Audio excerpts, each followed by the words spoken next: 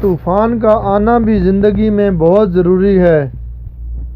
اس سے پتہ چلتا ہے کہ کون ہاتھ پکڑ کر بھاگ رہا ہے اور کون ہاتھ چھوڑ کر جا رہا ہے۔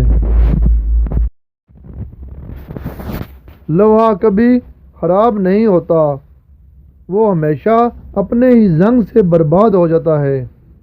اسی طرح انسان کو کوئی برباد نہیں کر سکتا، بلکہ اس کی سوچ اور دوسروں سے امید ہی اسے برباد کرتی ہے۔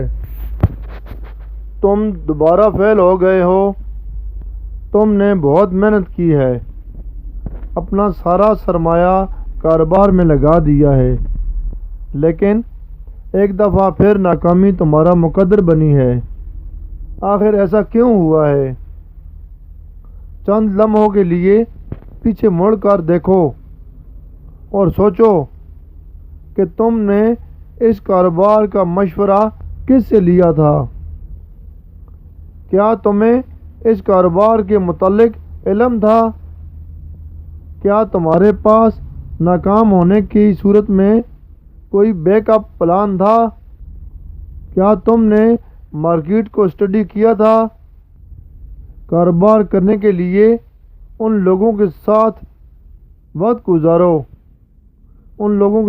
گزارو جو ایک عرصے سے کاروبار کر رہے ہیں، اور کبھی بھی اندھا دھند رسک نہ لو، بلکہ ہر چھوٹی سے چھوٹی چیز پر توجہ دو۔